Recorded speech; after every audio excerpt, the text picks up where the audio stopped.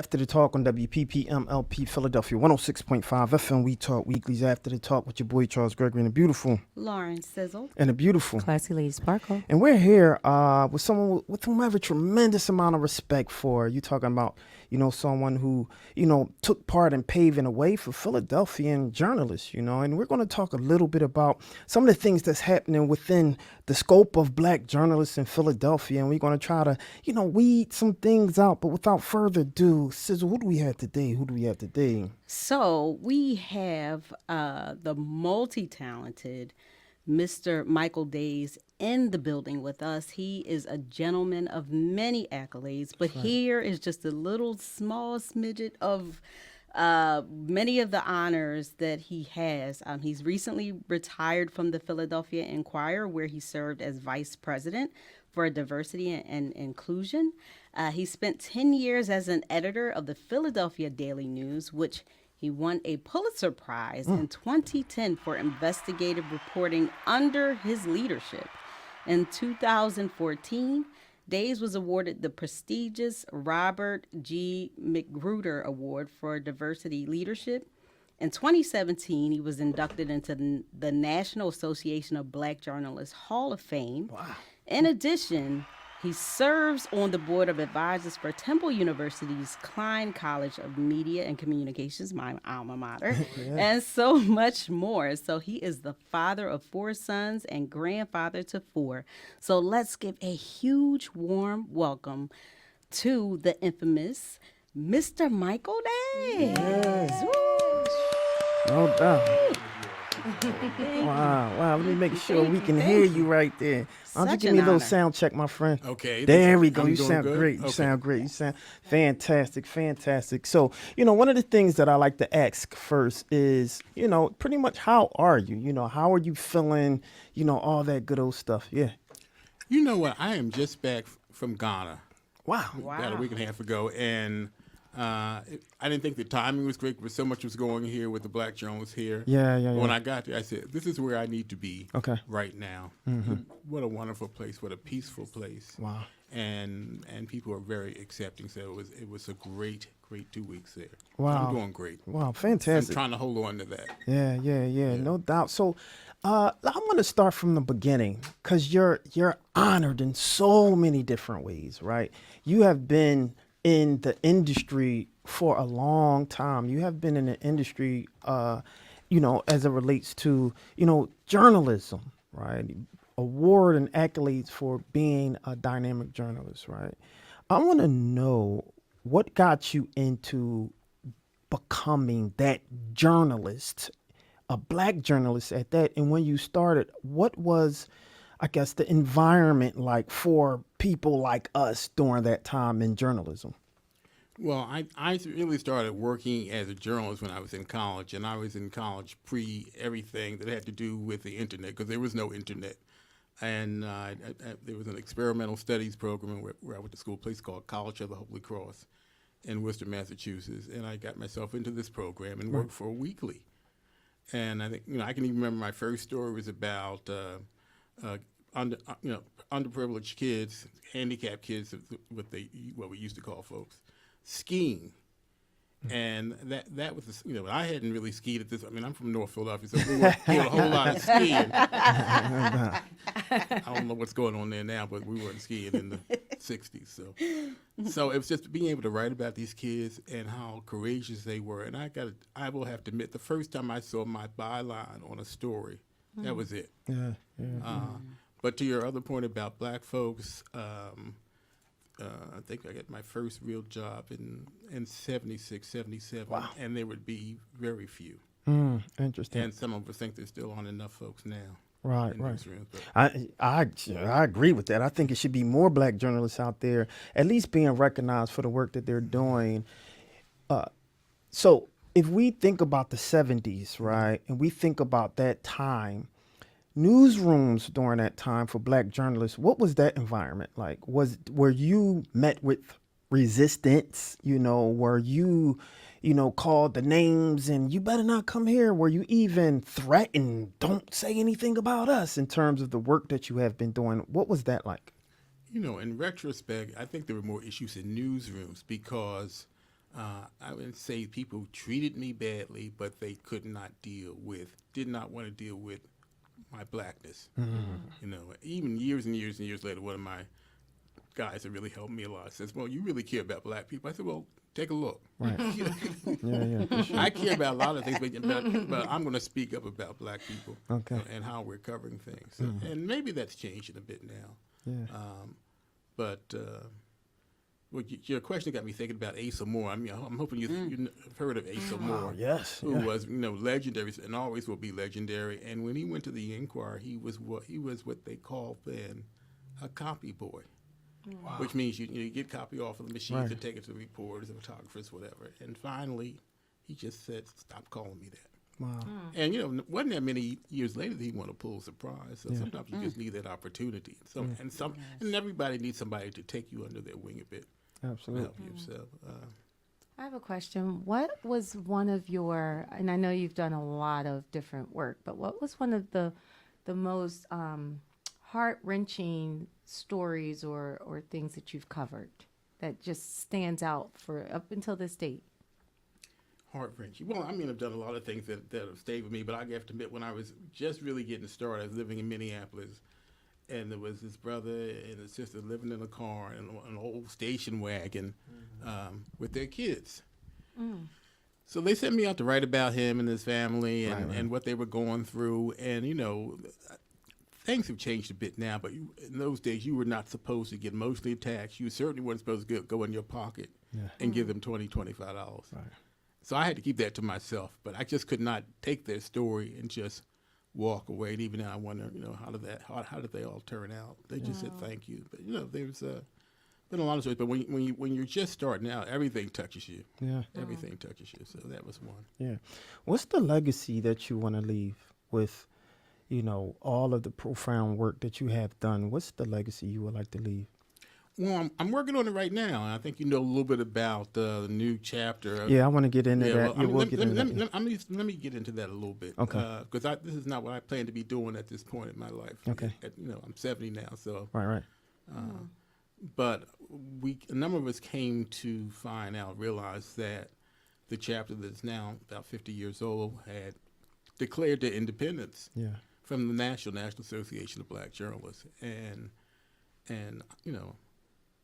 I guess I've always cared about legacy, but I care about it more now. Okay. To be honest with you. So we were pulling away, and so you're talking about people like Chuck Stone and Asa Moore and other folks like that who, put their lives on the line in those days and created this thing that's really created the National. I mean, Chuck Stone at the same time was president of the Philadelphia Group and president of the National Group. Almost 50 years later. So when I heard that this 50-year organization was pulling away from National, I said, we either have to try to fix it, or we need to try to do something new. And be honest with you, when I started meeting with, and I started pulling together people who were had been president, including me. I was president pre-internet age, and just say, we need to talk about this. How do we feel about this? And it was a process, because it was a couple of us who felt like we need to just do something right now. But a lot of folks said, we worked on this, we worked for this organization, put a whole lot into this association. We just can't walk away. And so that was about a year. And then, most recently we decided, we're gonna move ahead, and we got support from the National.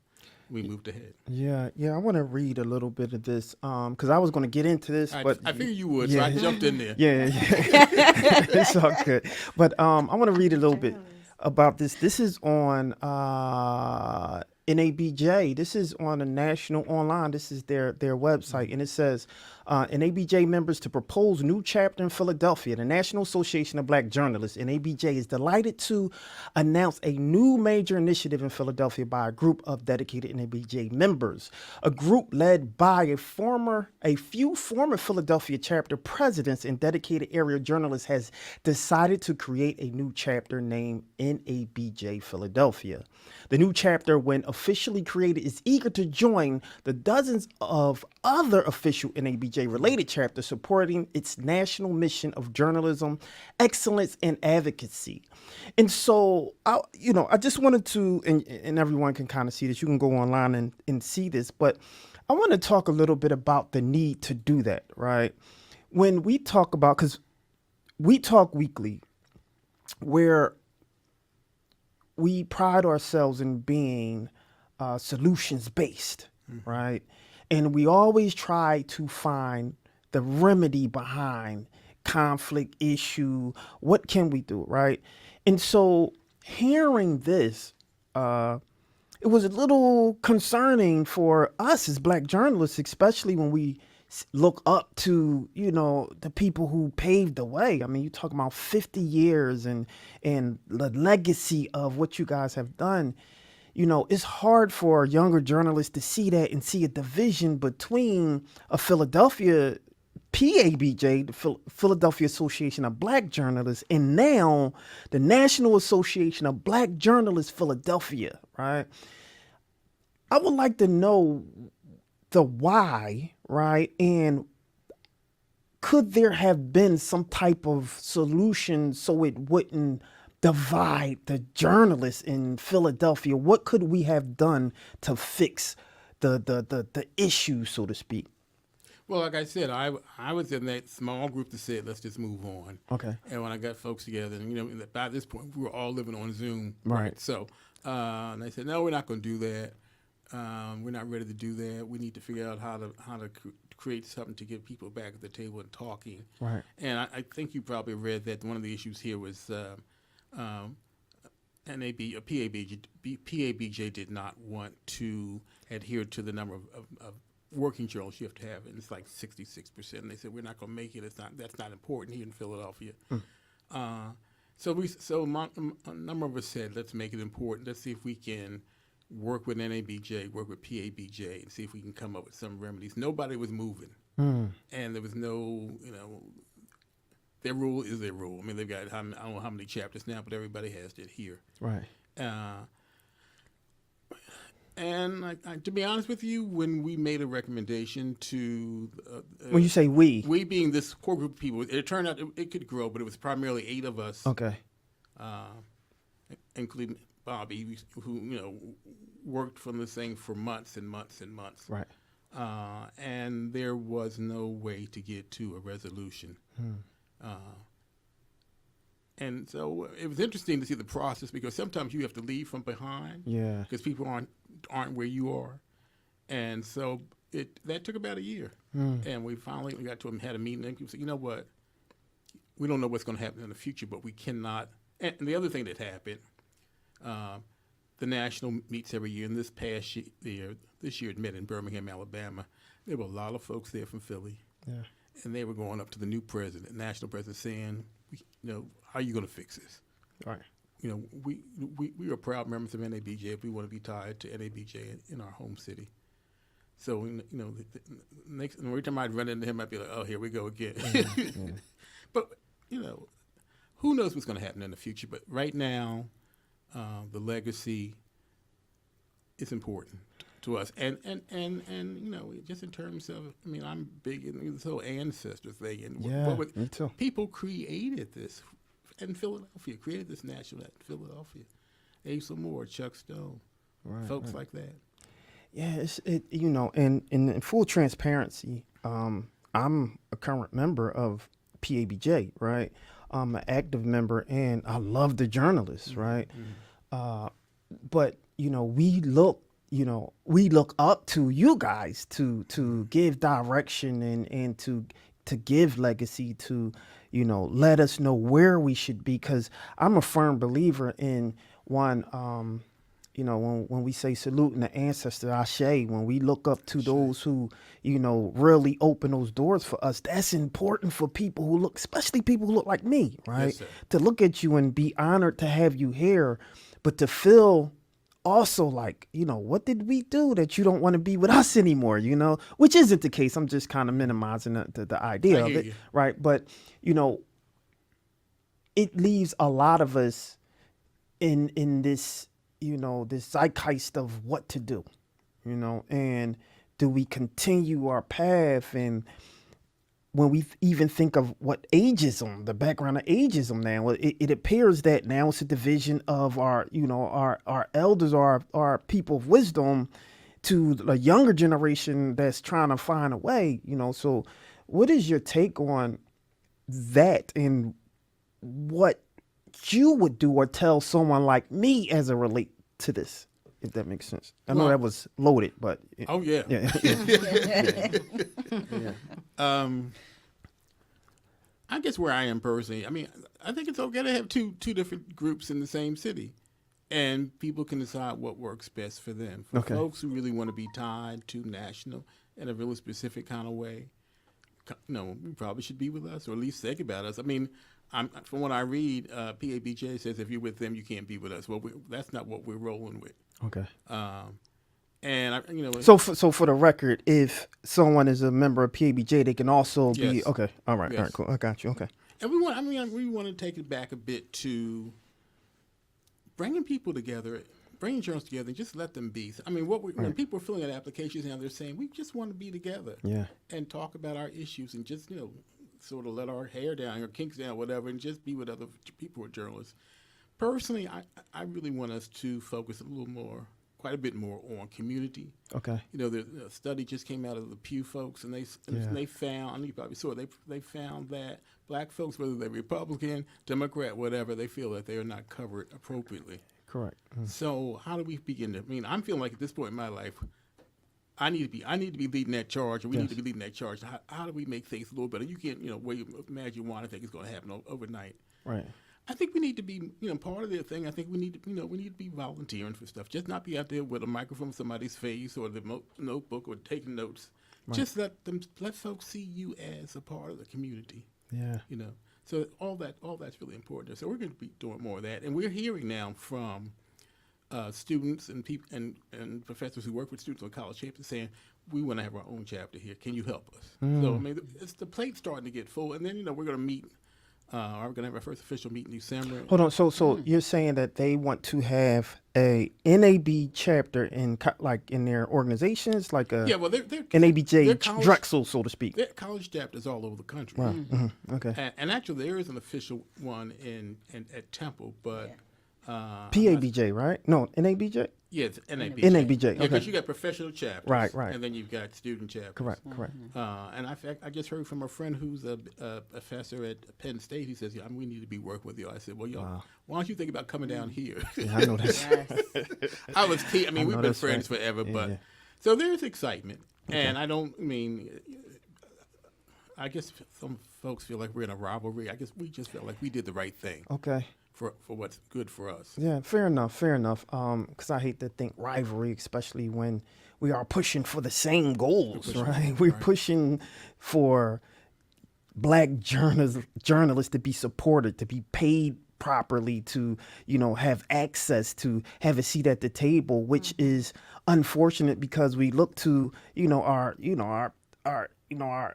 wisdom, our elders who already have made it there to say, hey, can you pass the baton? Can you get us to the table? And now, it's just unfortunate because we don't know what to do, right? We don't know, where this trajectory is going as it relates to, pulling all the journalists together. And we're, proud members of the WHYY Nights program. And, the leadership there are beautiful, wonderful people, right? And they are specific when they're talking about uplifting, especially the BIPOC journalists, right? Which is very important, which is the reason why We Talk Weekly loves to be a part of that, right? But I don't think that we could have been represented if we wasn't part of a professional organization, right? Which is PABJ, right? And so when we talk about tying those pieces together and people who may even be interested in NABJ Philadelphia chapter's tongue twister, right? How is that organization formed? Like, do they have an official charter? Like, how are they supported? They're supported through the national chapter, right? But how can people become members of that? And if they're members of that, you're saying it's still okay. If they have a membership with PABJ, you're saying that it's okay for them to be a member of NABJ Philadelphia chapter, right? So can you kind of lay out? Let me just say this Sure, real quickly. okay, I know go. it's a bit of a tongue It twister. really is, yeah. But all the chapters that have come on board in the last, I don't know, 15 years or so, it's how it's designed. It's NABJ Philadelphia. We're probably going to get closer to NABJ Philly because it Right, is Philly, right. and that's what we like. here. NABJ Philly, got you.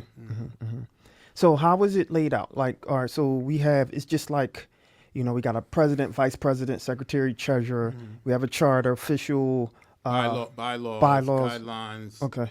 Everybody who's leading now, what we agreed to do, and that's all in the bylaws. We're only going to serve for a year. Our goal is, after that, it'll go to 2-year terms. Okay. But the sense was like we've been talking about this and thinking about this and working on this for about a year. So we need to take on. It was not my goal to be the president, but everybody gave me the side eye and said, "You got to start it." No doubt. That's what's going to happen. Okay. Got you. Got you. So, I think I laid out some of the mission stuff, and we had to work with NABJ. We finally have a Region 1 director, and that was just named the other day. And you folks may know her, Melanie Roy, who had been at HYY and Yes. in a number of places. But the region, because there was no Region 1 director, the Region 3 directors had to help us get our act together. And the national had said, we would like to come to Philadelphia and have our first meeting here. Wow. But we would like for you all to have your presentation ready so that we can approve it. So there was a lot of moving around, getting stuff done, and you had to get recommendations from a Region 3 director, from a regional director, and other stuff, and you had to get the you had to get a credit. You had to have a savings account. There are a number of things that had to be done. Got you. To be approved by national. We Got got it all you. done. It was we pushed it. I think we turned it in. Finally got it all turned in on October the 12th, and they approved it on. They let us in when they were here, October 27th. Okay. But it was work. It was a lot of work. Yeah, so yeah. So what does December look like? The meeting that's coming up. well, it's going to be probably. People have been clear they don't want to be ramped. They don't want to be in the meeting for more than 2 hours. So I think.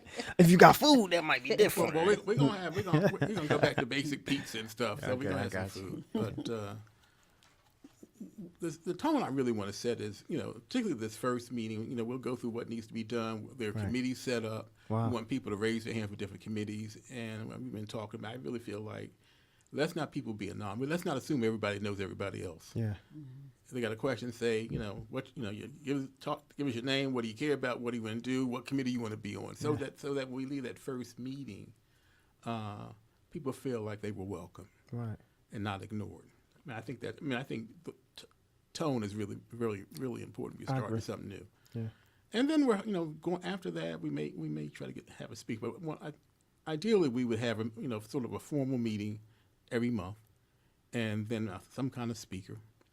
Working down to try to get somebody from the Pew Foundation to come in and talk about their work. Interesting. Probably I think financial literacy is really important. 100%. People from the community. So we're going to have something, and then we'll be pushing folks to do. What is the Martin Luther King thing that we have every year? I don't think we need 100 people out there, but 10 people would NABJ Philly T-shirts on wouldn't be a bad look. Okay. Just so people can say, oh, they're out there, not just up in our face, asking questions all the time. Yeah. Yeah. For sure. I think that kind of stuff is important. So that's my goal in a year, and then the current board, we're like, we want young people. We don't want to be, Yeah. That was my question. we don't want, Yeah. because we've already. I was president of PABJ in the late '80s. Yeah. Nice. And that's what I was going to say, because we have the new mayor, and with the new mayor-elect, Sherelle Parker, 100th mayor, woman, so that's history. But her biggest goal is to help put public safety. And as you know, social media is like ruling the world. So you have a lot of these young people who are being their own journalists, social media journalists. Right. So they're taking it into another world of digital. It's just no more paper boys with the newspaper at your door. It's like, oh, let me look on my social media now to look and see what's going on in the world. So are you all looking to incorporate the youth more, even with a digital footprint? We're doing digital now. There's a Facebook site, and we're Twitter, and it has to be young people. And there's nowhere we cannot do it without young people. Absolutely. Who, you know, I think my generation, so if you're on Facebook, you see somebody my age, they're like, we didn't think we would get so old this fast. So, so I'm just saying beware because it pops up quickly. But, you know, our goal is, and our destiny, and what we need to do is make sure that the people who are running this thing in a year are a mix of generations, talents. And, you know, one thing I didn't mention is the Inquirer's had a program named for Asa Moore. They've had it's going into its 40th year. And because it was founded by a newspaper, the skills taught were primarily newspaper skills. Yeah. And newspaper skills have changed a bit because, you know, you still have, now everybody's doing video and whatever. But we're going to work closely as our chapter, work closely with them to create a high school program for the whole city, you know, geared to, you know, high school students of color, and really integrate all those skills because nobody's going to get hired now if you can't do a whole lot of stuff, you know. Yeah. I think it hit me before I retired. This young guy came in. He had taken all his notes on his phone. It was writing his story on the phone. I was like, okay. Yeah. Oh my God. And just, you know, effortlessly. But that's just the world we live in now, right? Yeah. So do you see a hard kind of like connection between, you know, the traditional way of, you know, storytelling versus this new form of new media, so to speak? It's not new anymore. It's not new anymore. It's, you know, I think I'm probably more literate than I've ever been now because I get up in the morning, I've got my laptop, not even the laptop, the phone and the iPad, and I'm checking out the Inquirer and the Tribune and the Washington Post and the LA, and all these other little, you know, these niche kind of publications. Yeah. And people are sending you stuff because all of my friends are doing, you know, did you see this? Did you see that? Check this out. Yeah. We didn't do that. And, you know, the industry is changing. It's had to change because if you went up to the Inquirer, any newspaper now, there's much more focus on digital. Yeah. It has to be. They're not selling. Nobody's selling newspapers anymore. They sell a few newspapers, but the money's being made. What you called new was new media 10 years ago. Now that's just what we have to do. Yeah, for sure. And how kids need to be, young people need to be trained to get these jobs. Wow. Interesting. You know, So salute to all of you for what you're doing. Thank you. You know, it's important for us to be acknowledged by not only our peers, but, you know, those who have been doing this for a while, like yourself. That's very important for us because this is, the trailblazers, because this is why we do it. We do it for our ancestors, right? And in the hopes that, you know, we can keep the stories true, right? Because oftentimes, and this is something that we say on We Talk Weekly all the time, is oftentimes you want to be able to tell your own story. Because if someone else do it, they might not tell it in a way that it should have been told, right? Or the correct way, right? And so we would like to make sure that we continue to tell our stories, and we need support from, you know, the trailblazers and people like yourself. If I was to ask you, knowing what you know now, right? If you knew then, and then could be at any time, what would you do differently? What would that answer be? That's a tough question. Yeah. At the time I did, I was innovative at my time. I insisted that we cover communities. I was at the Daily News how many years? Probably 30-some years. And before I went to the Daily News, I was working in Philadelphia for the Wall Street Journal. Yeah. But I didn't enjoy it. It felt like I wasn't covering my people in any, you know, and I'm telling you, when you work for a place like, and I'm hoping it's better now, but I was covering consumer product companies, and you turn up into some CEO's office, and they start interviewing you now. Where did you go to school? And how long you been at the Journal? I said, okay, this is gonna go on for half an hour, isn't it, before I can ask my first question. I felt alienation. So that if I had to do that again, maybe I wouldn't. But at the same time, I learned so much there in 2 years that helped me financially for the rest, for what I think is going to be the rest of my life. Because when you work for a place like that, you have to learn stuff like on deadline, right? And it better be right. I know that's right. Yeah. Is it a certain moment that stands out throughout your career? One moment that stands out that may have, been the catalyst of even your success, or, something that you have been, that's stuck in your mind till today? What was that defining moment for you? We had two reporters at the Daily News, Wendy Ruderman and Barbara Laker, and they got turned on to what turned out to be an amazing series of stories about the cops in Philly. Yeah. Basically robbing bodegas because Interesting. and I learned a lot about that whole thing. They didn't know, they came from countries where they didn't trust banks there, from their their native country, so they didn't trust them here, and the cops knew it. And the initial source was somebody was working through the cops and was working through the cops because he had been locked up, and that was a way for him to stay out of jail. So the lawyers were coming to me saying, "Are you kidding? Are you really thinking about putting this in the paper?" I said, "Well, I know these reporters. I've known them a long time. I trust them." Right. And they just kept, and it wasn't like the whole thing was planned. It was one story would lead to another, to another, to another. Finally got a story where what they would do was go in these bodegas and they would disconnect all the video cameras. Wow. And this one guy was so smart. Wow. He had the video. I don't even understand it, but he had it connected at his home too. So they thought they had disconnected it, but they had it in the store, but he still had the link tied to his house. So when the video came in, we were like, "Oh my God!" Wow. And that's when I thought, this, you don't think about winning a Pulitzer Prize. But I said, if somebody's going to get a Pulitzer Prize for investigative reporting, this is going to be on the list because I was terrified at the time. A lot of the cops didn't care for them, and people do things that when they don't care for you, that's just not acceptable. That's right. So I'd be fussing them. Why y'all need to go home. Stop knocking on people's doors in the middle of the night. But they were just courageous, and they are courageous reporters. Yeah. And you don't do this for awards, but it was great. That was a wonderful experience. I knew they won that thing, and being up at Columbia and seeing them be honored like that. Right. Wow. That's the kind of thing you live for. Amazing. Amazing. One of my mentors, or, someone who I had so much respect for, was the late, and God rest her soul, Trudy Haynes. Yes. Yes. And, and I think she is why, I started pushing as hard as I have been, and not only being consistent with what we do in journalism, but unapologetic and proud to be who I am to report, right? Mm-hmm. And I bring her up to say that, though there was a generational, kind of like divide there, right?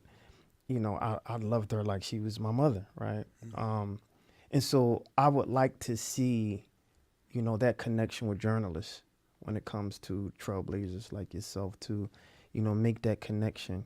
If I was to ask you what would you say to the young journalists, or, people who are members of PABJ, if I was to ask you to kind of, talk to them, what would you say? What would you say to them who are looking at you today or looking at this video?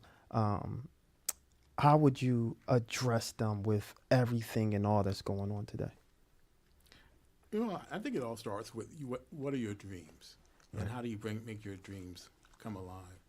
And if this is something you really care about, you have to be prepared. And I can't give you the whole list of how to be prepared because this is a whole new world. I'm trying as hard as I can to keep up and catch up, but.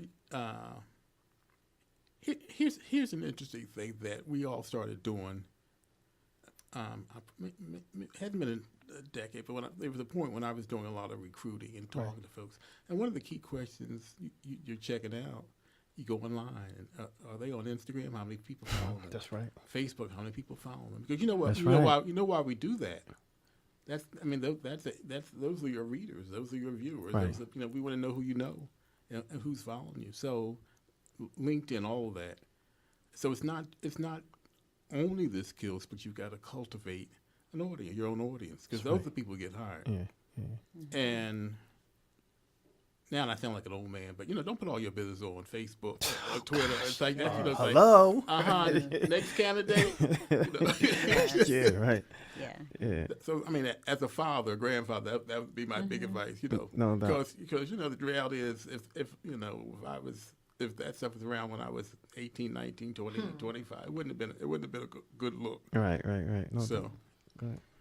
If I could just double back to, your tenure with the Philadelphia Inquirer and all that, and I know you were there during times when it was just really difficult there, as staff and for a lot of the journalists, and we were just hearing some things through the grapevine, so to speak, that was coming out of things that the journalists were going through.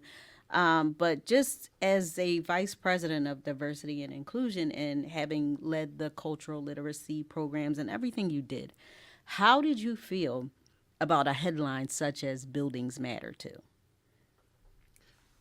And I asked that question because that was something that we had discussed in my graduate program last year. And I was really upset about it, but it's, that the people not of color were just kind of, I guess, like understanding, not necessarily understanding both sides of like Buildings Matter Too and the Black Lives Matter as well, but they were just, kind of wanting to understand, I guess, from people of color's perspective. Yeah. It's not just people of color. There are people who knew that headline should have been pulled. My perspective, and I shared at the time, is that you have to have a culture where somebody raises their hand and says, I wouldn't do that. You shouldn't do that. Yeah. And so nobody raised their hand. And I know there were people in that room, because someone came to me and said, we know they shouldn't have done that, but I'm not a part of the culture anymore. I'm hoping that's changed. But sometimes, and because I ran a tabloid, I was always on somebody's show apologize for something. Because it felt like it was clever at the time.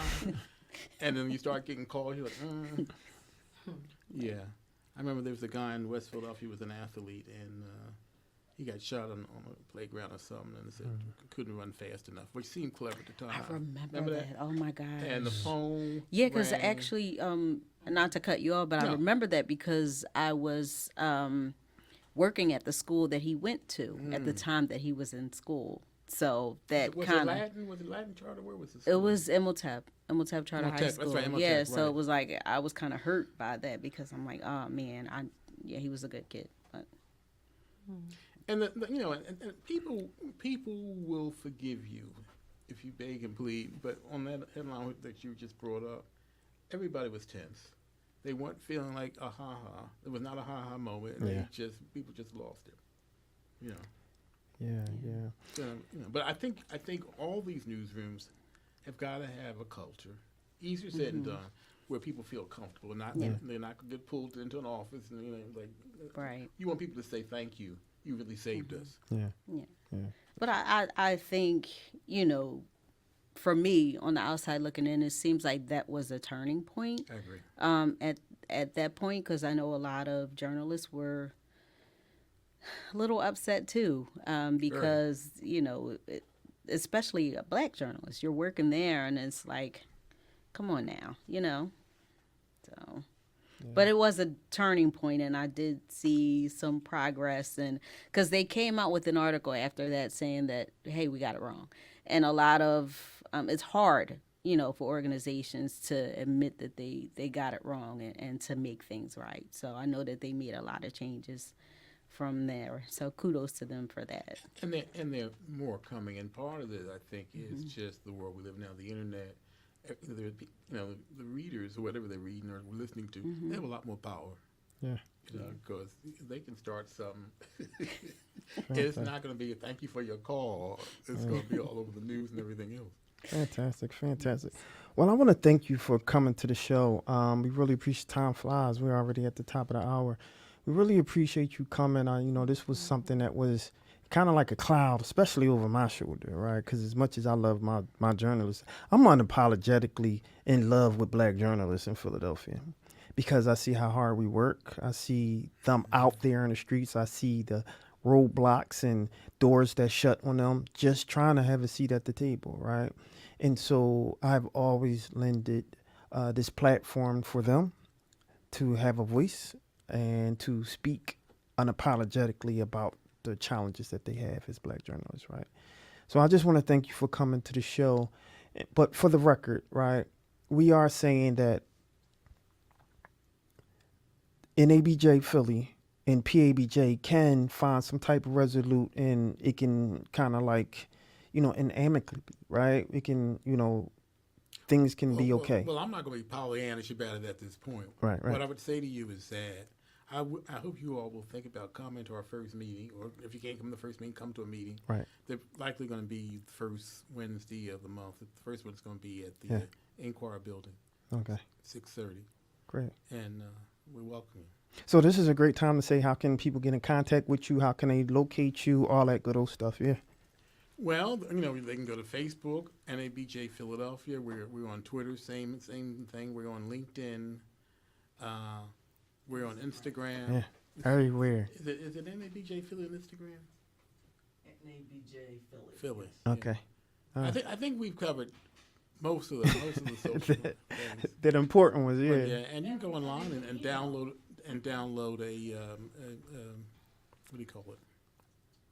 The membership. Membership. Thank you. Membership form. Yeah. Did she mentioned an email? What's the email that they can get in contact with? NABJ Philly. at gmail.com. NABJphilly@gmail.com. Right. All right, there you go. NABJ@philly.com. All right, well, thank you so much, man. It was an absolute pleasure. And, one thing that we always say is once you come to the show, you're a friend to the show, and you're always welcome to come back. And I would love to see how we can, just have a seat at the table with, the two presidents, of PABJ and NABJ Philly, and see how we can get all these pieces together and try to fight for one cause, because I think that's the most important thing, to support the journalists in Philadelphia. So thank you, my friend. We really appreciate it.